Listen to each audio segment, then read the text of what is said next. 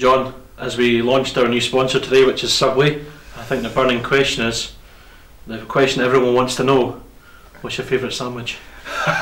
It's all Italian. The Italian one? I have to say this, having 3 girls and the twins at 12, the Hughes household is certainly Subway fans, that's for sure. Many a time they love the Subway, so it's a great sponsor, you know, international, global brand, and local guy Liam, he's working very hard within the community, Subway in the community, the Inverness community programme, so it's the next step now on the first team shirts, on the jerseys, and absolutely delighted about that. First day since we broke up yesterday, obviously the season ended yesterday, and already the works began now with the new shirt sponsor for next season, and it's a bit dismissive really, but we're already looking forward to next season, and I imagine you're planning already for the season ahead. Yep, you never stand in the way of progress, that's for sure, and as you say, with the shirt sponsor, you know, I'm just looking in, the tractors are on the pitch doing the sand slit and getting the pitch ready to go for next year. You know, it's important that the boys, it's been a long hard season, there was a time there, you know, we were playing Saturday midweek, and there was a real heavy scheduling of games, and some of the boys were playing with knocks and injuries, all credit to them, so it's important they get away, rest up, enjoy themselves, recharge the batteries, but come back, because we've said to them, you know, they went away, had all their body fats done, all the scientific stuff, their body fats, all their body weights away, they've been sent away with their close season fitness regime programme and what we expect of them, because it's important now that we hit the ground running next year. You know, we've had a remarkable couple of years, and to beat our points total this year, National Cup final, you know, remarkable season, but we've now got a target on our back, so everyone in Scottish football will be after us. You have to, it brings another little bit of added pressure, you have to go and handle that, so the only way you can do it is make sure that you hit the ground running, and we're ready to go and bring on that challenge. You signed off yesterday with a great one against St Johnstone as well, 2 good goals, good win, good day all round, and I suppose when you take stock over last season, it was another fantastic season. You mentioned the points tally, cup final, another top 6 finish, and I think some really good exciting prospects from the youth ranks breaking into the first team.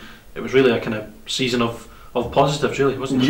Yep, and yeah, all positives, and usually, you know, when you look back at it, there was every chance we could have won that cup final, and maybe our luck just run out a little bit. We used it all in the semi-final, you know, but that was heroic performance. That's one that will go down in the history books.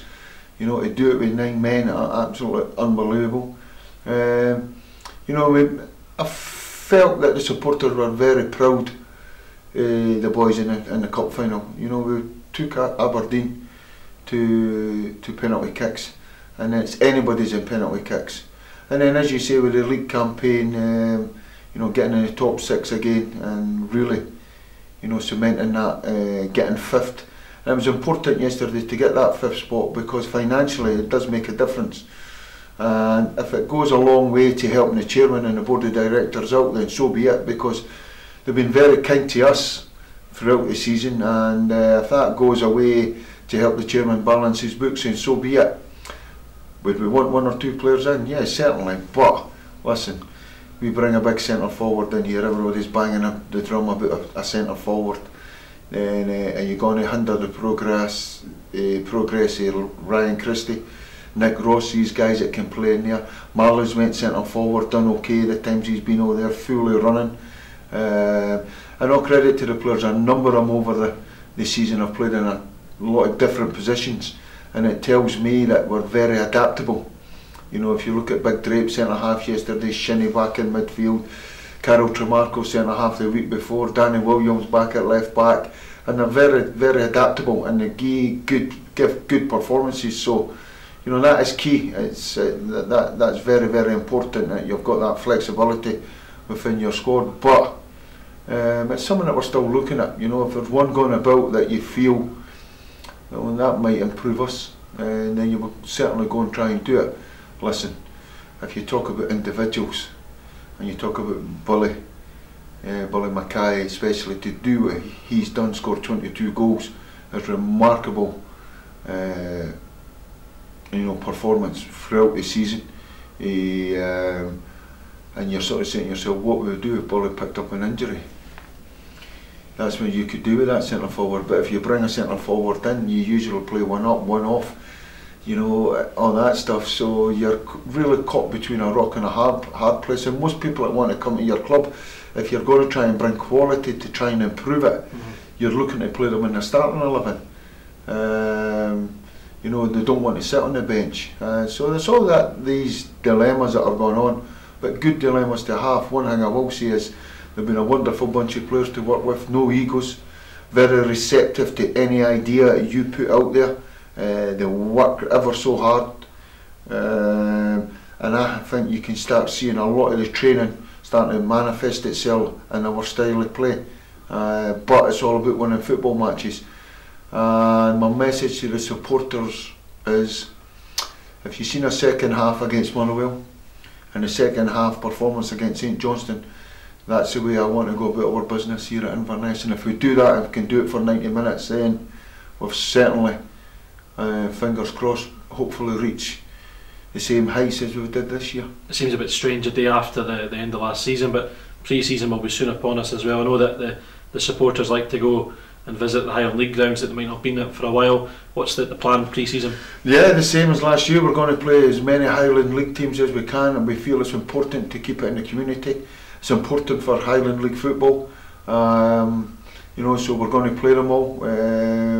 It's important for the supporters that they can come along and see how we're doing. So that'll be the case. We'll be working very hard pre-season, but we're hoping to play anywhere between 8 to 10 pre-season matches. Hopefully we'll have a couple of glamour games here at the stadium.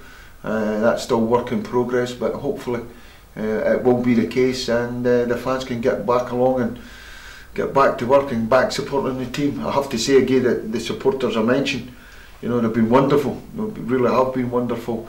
And I think that they have to take great pride in, for being a so-called provincial club, that we're always punching above our weight and always finishing ahead of the big boys. But you have to keep raising the bar, and that's the message we're putting in that dressing room. But you're nothing.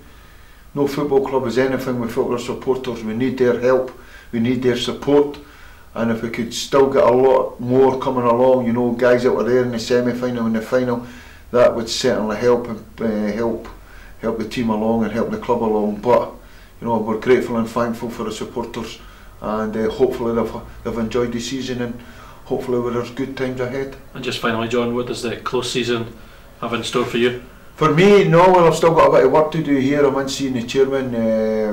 I do feel, as I say, we mentioned the pitch, I do feel that when the players come back, they do see change. They want to see progress. The new sponsor, Subway, the new sponsor, will all be saying to themselves, wow, that's it. They want to come back. You smell that liniment. I want to get the dressing rooms done up. I want to get all the action photos up, and I want to have a look at the training facilities. What can we do, maintenance and all that stuff, and but all that stuff takes money.